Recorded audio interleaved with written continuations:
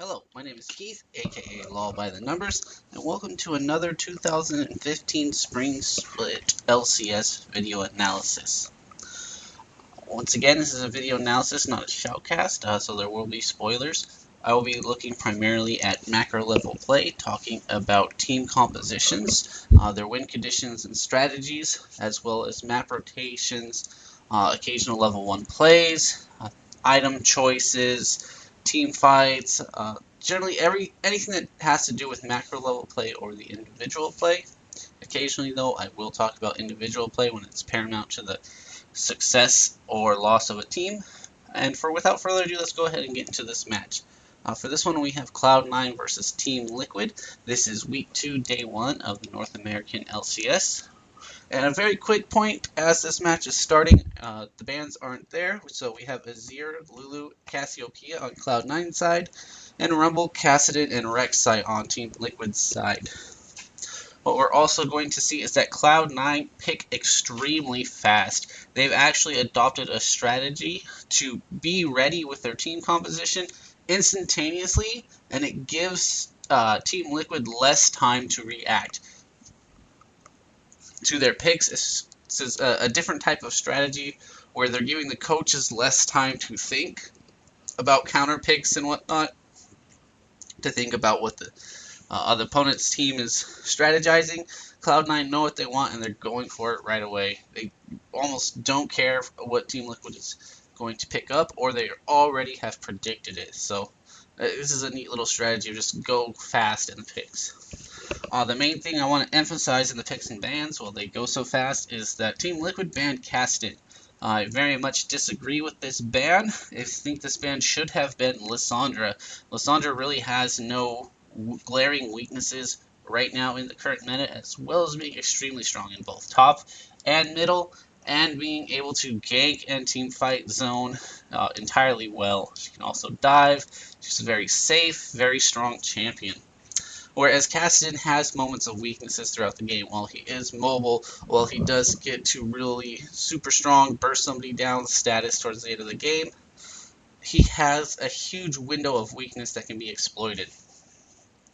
Now going in the picks real quick, we have Lissandra on C9's side. Team Liquid have actually been baited into this Gnar Jarvan combo. Cloud9 knew exactly what they were doing. They knew these champions were up and that they're high priority, but they still instantly locked in Lissandra because they know how strong Lissandra is. On C9 side, we see Kalista Annie. This is a very important lock-in. In terms of locking in together, Annie's very solid against Kalista, as she does have the area stun and the targeted stuns to deal with Kalista's kite potential. The Kalista is also, if anyone's seen Sneaky streams, he's made it very popular. She's very strong. This gives the lane essentially two forms of CC through the Annie stun, through the Kalista knockup. Also shores up some of the weaknesses of Annie, giving her the invulnerability if possible. Also strong in the lane, especially against low rage Sivir. So very solid picks. On Team Liquid's side, we see Leona Sivir being picked up as their duo, and I'll get back to that in a sec. Cloud9 side, the final two picks are Vi Aurelia. This has allowed C9 to get the counter pick against Gnar because of the flex pick of Lissandra. They are able to pick up this Aurelia to fight Gnar. They get the Vi, is very solid in the jungle. Also, another targeted CC. Vi Lissandra can really pick one person and just sort of blow them up and knock them down. C9 has got this really brawly fight comp. They want to go all in on you in the team fights and just really just butt heads. And the same thing goes for Team Liquid's team. Team Liquid's team wants to butt heads as well. I've got to quickly talk about them. The Leona Sivir pick it's alright, but Team Liquid need to get the 2v1 lanes. This means they need to go in very early as a 5-man squad, get the deep wards, make sure they know exactly where Cloud9 are sending their duo lane. Annie and Kalista are both bullies to Sivir Leona. It's going to be a very rough lane if they end up in it. And that is exactly what happens in this case. The final pickup of Ari I also really like. It gives a lot of fight potential to Team Liquid. It solidifies their team comp with a couple CCs. Now that we end up with is team compositions that just are going to run headfirst into like two semi-trucks just colliding. Okay, level 1 happens. I'll get back to the team compositions a little bit more and how they're going to act with each other real quick, but this level 1 is very, very important. As stated, Team Liquid really need to find that duo lane where they're going. Instead, what happens is Team Liquid and C9 both send their duo lanes sort of towards the bottom. The ADCs are seen out by wards, so Team Liquid think that C9 are going to be on the bottom lane, but this is a bluff by C9, but it's also the same bluff by Team Liquid. They both send their ADCs down, kind of bluffing towards going the bot lane. When they see each other, they both back off, teleport up to the top. So this is a great read by C9, because they're the ones that want to get the 2v2 lane. However, C9 kind of mess up in this situation, whereas they're going to get triple buffed. But this triple buff actually works in the favor of C9. C9 see the invade coming, they know exactly what's going on, and they just let it go. Excuse me. They're not really worried about it. And we're going to see, even though Vi gets triple buffed, she's going to reach level 6 before Jarvan by hard farming. And by having the triple buffs up, this actually baits Team Liquid into a situation of non-aggression. We're going to see Jarvan go from the blue buff of C9 into full clear of the jungle before he even considers doing anything. This is unfortunate because there's a lot of CC potential in the top lane. There's a lot of strength in Leona-Jarvan combinations. At one point it was a kill lane in the bottom lane, and now you're able to add in the extra damage of Sivir. I would really like to see Jarvan sort of ignore his blue buff, go through this clear in the red side jungle, leave up potentially the golems, go back and get your item, and then start heading towards the top lane. Get down this Kalista Annie, make sure your duo lane is not going to get bullied out, because you were looking for the 2v1, knowing you're the weaker lane, so when you end up in the 2v2, it's really important that you do something to fix this problem. Right now, Jarvan is level 3. If he had gone straight from the red toward the lane, there's a high possibility of a successful gank.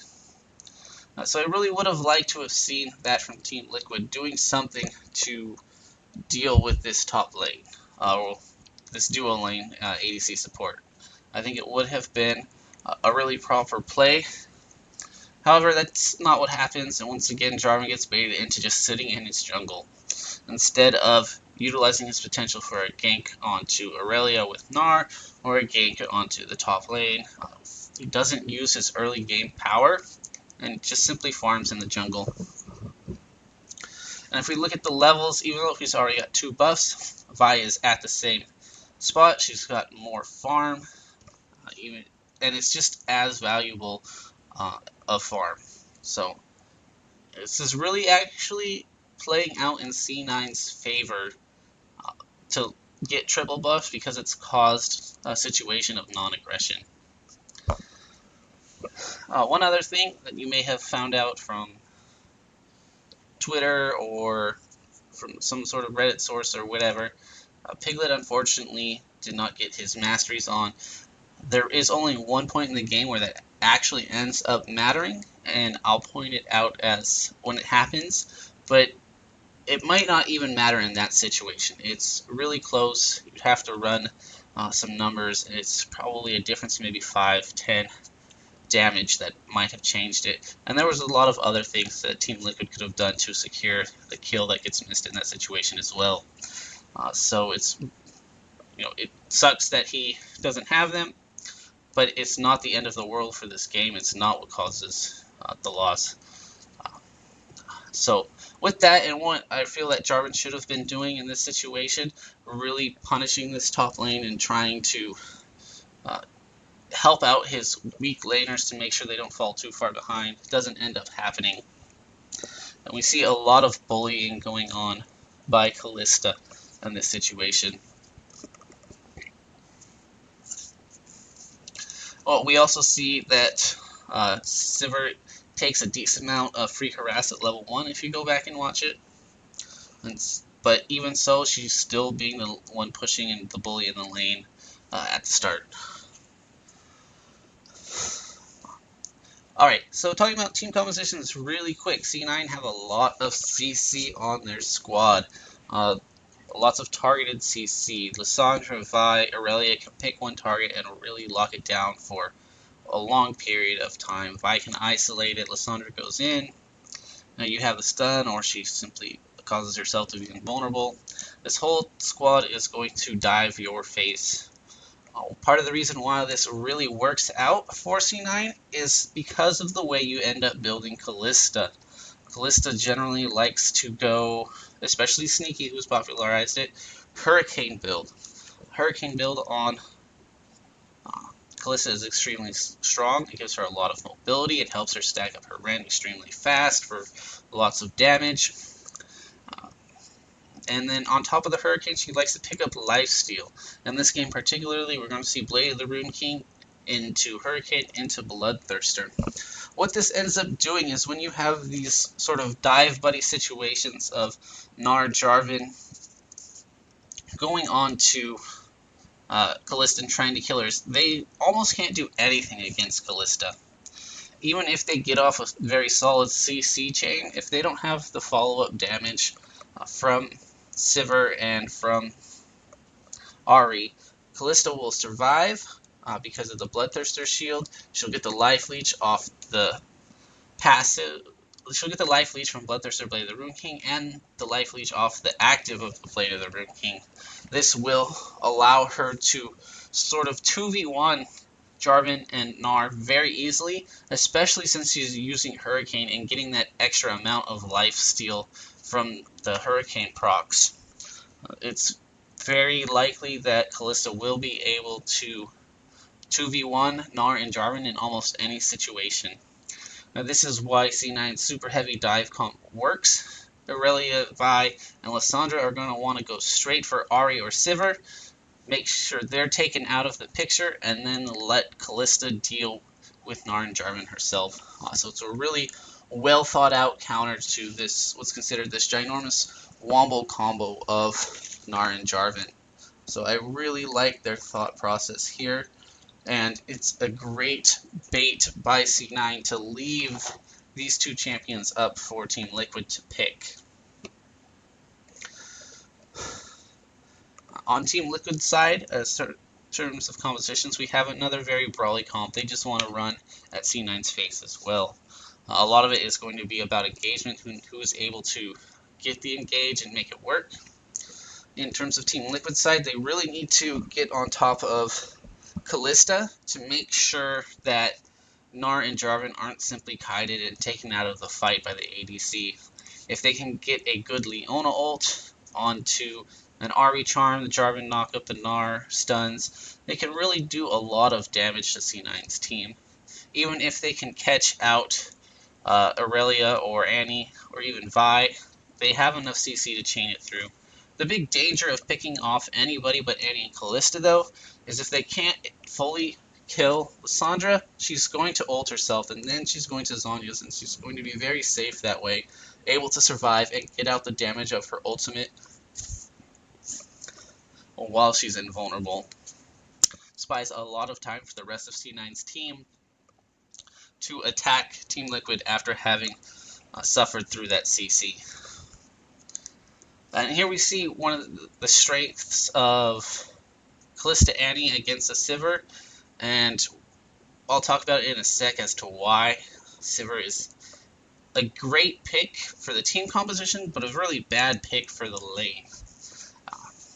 So going back to it, Team Liquid, they want to get out this Kalista, then they can deal with the Lissandra and Aurelia. The problem is everyone on C9's team does damage, and having to hard focus Kalista to take her out of the fight means you're using up a lot of tools in this all-in engage. You're going to have to go through Aurelia, go through Vi, go through Lissandra, and go through Annie's Timber Stun. There's a lot to go through to get the highest priority target. And unfortunately, it's just really difficult for Team Liquid to be able to do so.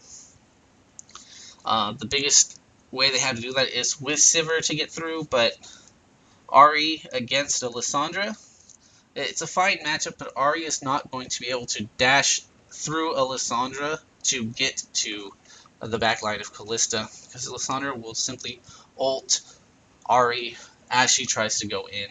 So it's more difficult for Team Liquid to pull off what they need to than it is for C9 to pull off what they need to. And this is why Lissandra should have been banned. She doesn't really have any weaknesses. She's great at the disengage. She's great at the peel. She's good at the engage, at the ganking, at the farming. She's really a champion at the moment who has it all. Especially compared to a Kassadin who has very solid weak points. If Team Liquid can get ahead, then they will be able to muscle through to C9's damage. They'll have some tanky stats. Sivir will be able to kite Aurelia in the backline while providing her movement speed for Jarvan and Gnar to get on top of Kalista. A big reason why I say they should have focused top lane earlier too is they can keep Kalista down, and this means Gnar and Jarvan will be useful throughout the game. If Kalista goes even or stays ahead, then they are essentially having to give up 2 people to deal with 1, and it's still likely that Kalista is going to win this 1v2. So those are the 2 teams. The game is really balanced on a knife's edge. While C9 have a couple more tools in their back pocket than Team Liquid does, they also, if they fall behind, are just going to get rolled over. What we're going to see from the looks of this game once it gets going is it's really going to look like a stomp, but that's not the case. If Team Liquid had gotten ahead, it would have looked like they stomped C9 too.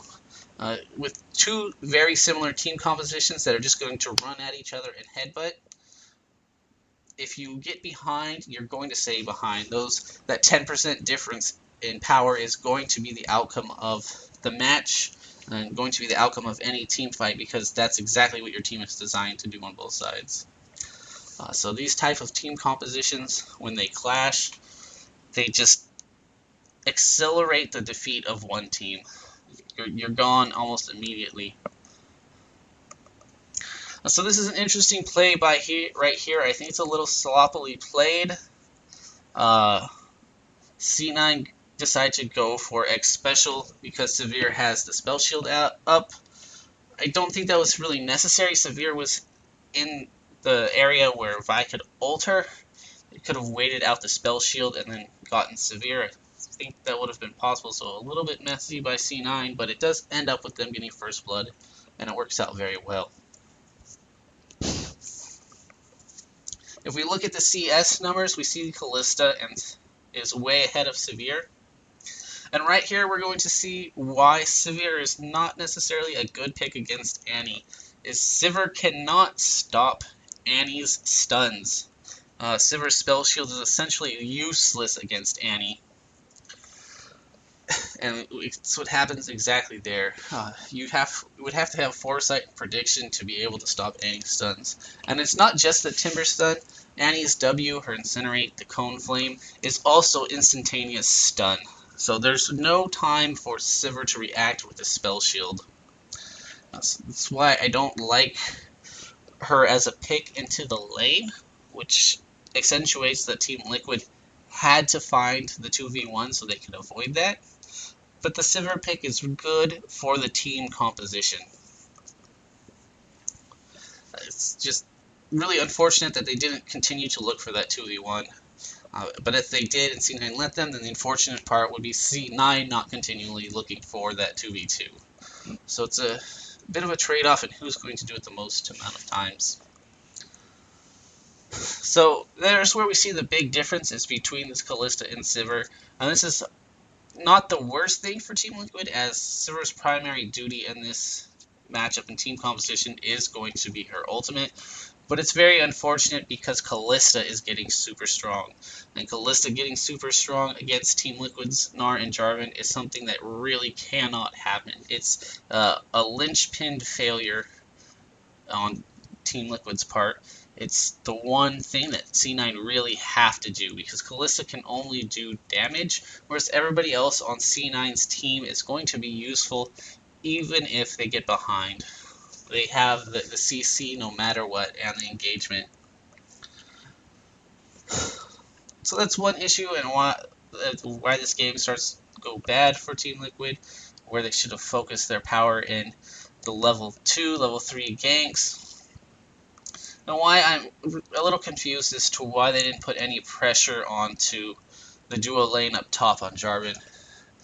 They did get the triple buff as stated before, but it actually ended up working out in C9's favor by preventing aggression by Jarvan. So, Blade of the Rune King on Kalista. We've seen a lot of different builds. A lot of times it's Hurricane into Bloodthirster or Bloodthirster into Hurricane. One reason why she's going for Blade of the Rune King first is she wants that early movement speed ability against Gnar and Jarvan, but she also wants to be able to still deal with one or two of them in her face. Blade of the Rune King gives her the lifesteal she needs, as well as giving her the movement speed bonus of the active if she gets dove. So it's a really solid pickup for the first item. And then we're going to see Hurricane coming in next. Standard builds on the other side. Relinomicon, Trinity Force. A Sunfire Cape from Gnar, which is not necessarily the most interesting. And here's another little slightly unlucky part for Phoenix. Hai is able to get off his ultimate in the last second of his life. If he had died half a second, or even like a tenth of a second earlier, he wouldn't have got off the stun, and he wouldn't have been able to get in range and finish off the kill. So it's just a little unfortunate in that scenario. A little bit planned, because C9 knew that Annie was coming. But so Hai threw out his ultimate onto Ahri instead of onto himself for defensive. If he had used it on himself, I think he would have survived, but then Annie wouldn't have died either. And this shows what Lissandra is capable of doing against Ahri and preventing her from being part of the Dive Buddy team. This really works out in C9's favor, especially since they already had the plan to move middle. As you just saw, Annie and Kalista were heading middle. Ahri dying worked out, so it was a trade that C9 had planned, and it really made a lot of sense. So it's one thing I want you to take note of, is when you know your team's coming middle, if you can take out the other team's wave clear, even at the cost of your own life, it's going to earn you objectives. In terms of builds, the Sunfire Cape is alright. I think maybe you probably would want something a little tankier on Gnar, particularly going for Randuin's to deal with to get some attack speed slow onto Kalista when she attacks you. I think this would have been a better choice. Deathfire Grasp on Ahri. I really approve of this item. You need to blow somebody up in your CC chain, particularly if you can take out Lissandra before she's able, Lissandra or Annie before they're able to get down their ultimates. This is going to be huge for your team. So I like the Deathfire Grasp a lot in that sense. It allows Ahri to sort of try and secure these very necessary quick kills. On Sivir's side, the Ghost Blade is really awkward, but understandable. She's behind, and behind by quite a bit. She needs to have some sort of team presence, and the Ghost Blade is going to give her a larger power spike at an earlier point, even if it's going to delay her late game. This is, I feel, a solid choice simply because Team Liquid need power now, because these, as said before, whichever team composition is ahead between these two is going to be the one that takes all the fights. One thing I would like to point out as well is that Annie has gone Haunting Guise, and I really like this pickup a lot. Oh, here's the fight. Pay close attention to Hai. He gets into a CC chain that's not quite beneficial for Team Liquid. They overlap the Jarvan knockup with the Leona stun, Solar Flare, And because it's just not quite perfect, Hai is able to get a moment in time where he's able to ult and save his life. This draws out enough time for the rest of C9 to catch up, and for some extra damage to come out of Hai as well during that situation. If Hai had not been able to get out that Lissandra ultimate onto himself, he would have been killed. Team Liquid would have had a slight advantage in numbers, even though I think the fight would have gone even. But it would have turned the fight even instead of being a wash.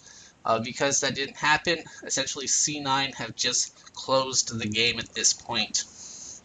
Also, watch Severe's boomerang.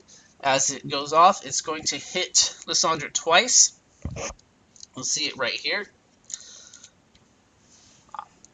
At this point, if Piglet had had offensive masteries, the boomerang might have done somewhere between 20 to 45 extra damage against Lissandra, and without seeing the numbers on Lissandra's HP or the exact bonus AD of that Piglet would have gained from the masteries, it's possible, though very close, as whether or not Lissandra would have died anyways. So this is the one situation in the entire game where Piglet not having masteries actually comes into play.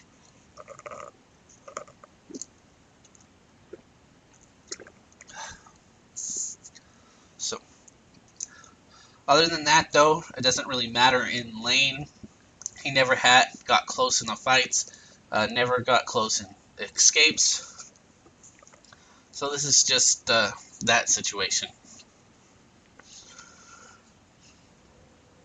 On C9's side, we are seeing Vi pick up an Aegis. While it's only Ahri, you do get a decent amount of magic damage coming out of Leona through the Sunlight procs, especially in large AoE situations.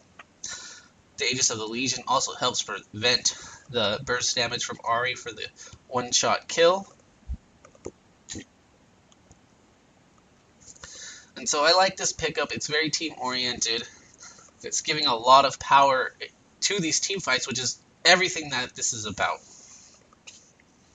It would have been nice to see this pickup on Team Liquid side as well, but they are behind in gold, so you can't really fault them. So the Annie pickup, I wanted to talk about the Haunting Guys real quick. This is a great choice.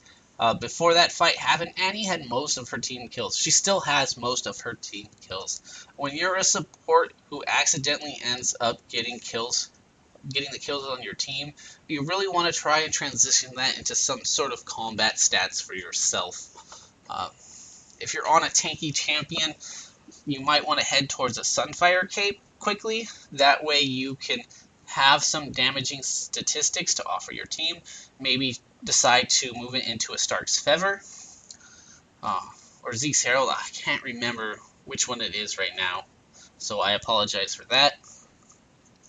But something that provides to the damage output of your team, since your team has lost a decent amount of damage output because you're getting the gold on your support. So this Haunting Guys is a great pickup. It means that Annie is using that gold to become a threat, instead of using that gold to protect somebody who is less of a threat than they could be. So I really like that pickup there. At this point in the game, it's essentially over. Cloud9 are really far ahead, and while it's only a 4k gold lead, they have complete control of the map. They have the dragons. They have Callista for the super smite on objectives, which we'll see later. And they're essentially a 4k gold lead when your team comps are so similar and do the exact same thing is massive, because there's no really way to take your team composition and outplay them through your team strategy. You could try and look to make some sneaky plays around the map, but you're essentially doing the exact same thing the enemy team could do or is doing. Even if you try and go for a flank, then C9's team is just going to run straight into that flank as well. You're not really going to be able to catch them off guard. And this is simply because of the team compositions being so similar. Other than that, as we're moving into these win conditions, I really like that C9 is focusing on objectives. This is the proper choice for their team composition. They only have Annie and Callista for ranged damage, and Callista's not building a lot of AD. She's much more attack speed oriented, which means if she gets to a tower and is able to sit there, she's going to destroy it.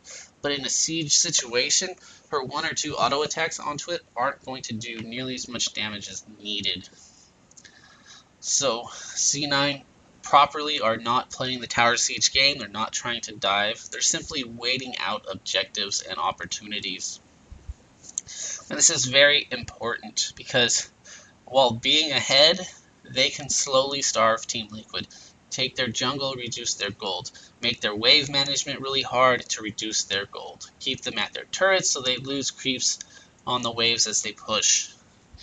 This allows a team to get small incremental gold leads, and we see that the gold has changed from 4k to 4.5k. They're slowly getting more and more advantage just through the gold, through taking minor things. And then they wait for the major objective opportunities. Wait for Baron, wait for Dragon. They've already got 3 stacks. It's only going to be about 8 or 9 minutes before they can get their 5th stack. And then they will force Team Liquid into a fight that's disadvantageous to them. Both teams scale similarly, so there's not really any issues of C9 worrying about getting outscaled as the late game approaches. As long as they can just maintain this lead, they're in a great spot. Here again, we see them taking more of the jungle of Team Liquid, slowly starving Team Liquid to death. And that's essentially what this is at this point, is a stranglehold. If C9 really want to close out the game quickly, they want to start focusing on Baron, using it as an objective to draw Team Liquid out, get lots of wards, especially now that the blue buff has been secured from Team Liquid. C9 can go through Team Liquid's jungle as long as they're careful and don't get caught, do it nice and slowly. They can get a lot of wards, and then bait Baron, force Team Liquid to come out into a bad situation, and then engage upon them. Kill that Ahri really quickly. She's going to be the primary target at this point. Essentially, Team Liquid have a 1-threat composition right now against a 3.5 threat composition by C9.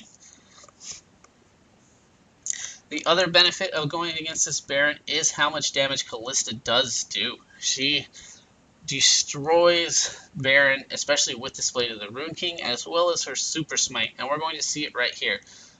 1200 damage, and Baron goes down.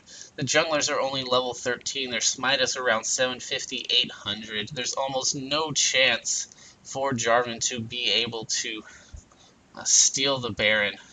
It's just the damage difference is just too high. So Callista, the bane of junglers in terms of smite. So now with Baron, C9 have all the push potential they need. They'll go shop, run down any lane they choose. They can go top, they can go mid, they can go bottom. They can even push all 3 if they wanted to. Though this would be very dangerous if Team Liquid were to engage S5 down the middle. So it's not recommended that they actually run a 1-3-1. 1-4-1 would probably be safe enough with Aurelia TPing into the fight as soon as it starts. And this allows good opportunities for C9 to start closing out the game. And so in this new season, this is the major benefit of the objectives, is that they help you close out the game in very strategic manners rather than just by gold values.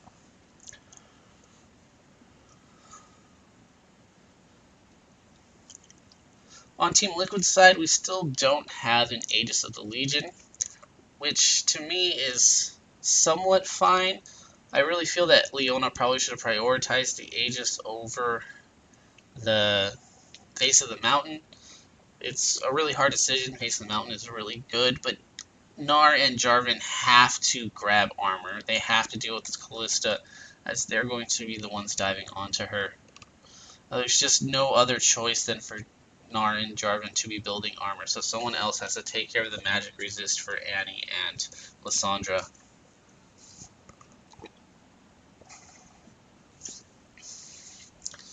So as we continue down this game, it's been closed out for several minutes. There's not a lot that Team Liquid can do. This is just a little bit of a flub call by Team Liquid, but it's in the situation where you can't do anything. They try and push middle to finally get that mid turret, while C9 rushed down the top lane with Baron. There's nothing for Team Liquid to gain. They're going to lose their inhibitor. If they even try and trade, they're going to lose their Nexus in their base. In the end, Cloud9 get 2 turrets in the inhibitor, and Team Liquid get 2 turrets. So not the worst trade. Better than they could have expected. It was really the only way that they're going to get some gold into their back pocket, and they probably wouldn't have been able to defend the inhibitor anyways. It would have been a close fight, but we do see 4 stacks of Dragon and Baron on to C9. So it's very, very tough call to say if that was the right decision, but it probably was Team Liquid's only decision at that point. They would have gone to a team fight, lost the team fight, then potentially lost their base as well. But it only does create a slow burn death, choking stranglehold. One neat thing that I like that C9 is doing in this situation is that they're pushing the side lanes for victory. They're not bothering to push straight down the middle. This is causing Team Liquid to have rotational problems, since the normal spot is to push down middle first. And here's a little over-aggressive play by C9. Kalista is busy taking out the turret and not being part of the fight at the start. So this is going to go 2-2, even, or 3-2 for Cloud9. And we just see how little Gnar can actually do against Kalista at this point. She just dances around him. Any damage he does is healed up. It's just really, really difficult. One thing I didn't talk about is, that I'm going to talk about while the game comes to a close, is Kalista's movement style. Because she's always hopping, and because she's so fast at this hopping, it's essentially like she's never standing still. You almost have to predict where her next hop is going to be if you want to hit her with a skill shot, especially once she starts to pick up the attack speed. This makes it very difficult for Team Liquid to get onto her, whether it be Jarvan EQ combo, whether it be Leona Solar Flare or Ari Charm. These are all skill shots, and all of them can easily be dodged out by Kalista, because essentially her hop time at the moment is half a second or less. She can see the travel time of the spells, or the cast time, or in Leona's case, the animation time, and get out of it before it hits her. So skill shot CCs against Kalista are really, really bad. You need to get these targeted CCs, which is also extremely powerful for C9 to have picked up a lot of the targeted CCs to prevent this. If you look at C9's team, Aurelia has the targeted stun, Vi has the targeted ultimate, Lissandra has the targeted ultimate, Annie has the AoE Timbers and the targeted stun. These are all great counters to Kalista to deal with her high movement ability, but C9 have picked them all up and prevented Team Liquid from grabbing them. A big part of this was in the Kalista Annie grab at the start. They picked them up at the same time so that you can't pick that support lane sort of counter pick.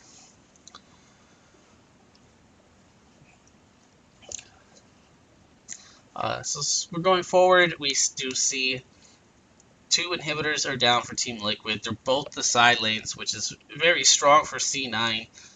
As stated before, it was very smart of Cloud9 to be picking the side inhibitors, as it gives them the pressure they need to take out mid.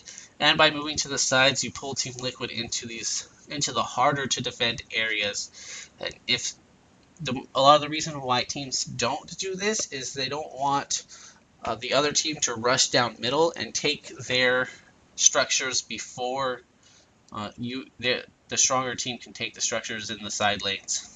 But in this situation, C9 are so much stronger that if Team Liquid were to try and base race, Cloud9 would win that base race, even if they're at a disadvantaged position once it starts.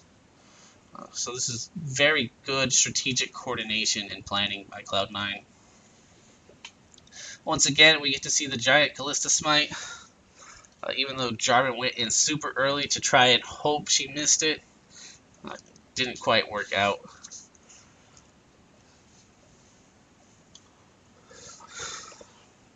One thing I would also like to point out, since there's not a lot to talk about in terms of map movements, it's just a slow strangle, is Deathfire Grasp and Void Staff interaction. This is not going to be an issue anymore as Deathfire Grasp is getting removed, but going into Void Staff after Deathfire's Grasp is a really strong choice. Void Staff is going to actually affect the damage that Deathfire Grasp active does. And this makes it a really strong combination, as well as Void Staff being cheap. It's a much better pickup to grab Void Staff before you pick up Death Cap if you pick up Deathfire Grasp. And if you're watching Sneaky Kite, the other big thing about Kalista is that she doesn't care about slows. She completely ignores them, which makes it really hard for Gnar to deal with her as well. She just simply hops after getting hit by his Q and heals up from the damage. She's an amazing counter to Gnar, an amazing counter to Jarvan as well. So, what to take from this game? Just a lot of how such small instances in the pick and ban phases can affect the game, and how small plays in the level 1 through 5 area can really snowball an entire composition and situation. In this case, the Kassadin ban instead of the Lysandre ban was a little bit of a mistake. It may just have fallen by the wayside, as we haven't seen Lysandre being played in a long time because she's banned so often. So this is a little bit of the slip, but you can kind of see why. The other issue is the level 1. Team Liquid really had to find that 2v1 because they were running the inferior duo lane, and it really came into play in this situation. You had 2 world-class supports and 2 world-class ADCs clashing with each other, and so it was really something we can definitely look forward to seeing in the playoffs, potentially even on the world scale in the future. This is a great matchup, and Piglet, having just arrived into North America, is not quite as situated with his team or lane partner as Lemon Nation is with Sneaky. So this just accentuated the problems of having the weaker duo lane. And if you know you have the weaker duo lane, it is absolutely essential for you to do a 4 or 5 man invade early, get a ward in the lanes and jungle around 120, so you know exactly where the other team is going. And that way you can completely avoid it. The other thing to note is if you do get that weak lane matchup, even though Team Liquid were able to 3-buff Cloud9, they didn't utilize it properly. They should have just left up that blue buff and ignored it. If C9 go and take it, that's fine. Otherwise, they should have really gone for the gank up to the top lane and helped out this weak lane and kept Kalista, who was a linchpin of C9's composition, down. Once again, I'm Keith, aka LoLByTheNumbers. Hope you enjoyed. Every week I'll be going through between 2 and 4 matches from the North American and Europe LCS, so I hope you tune in to more of them, and thank you for watching this one. Take care.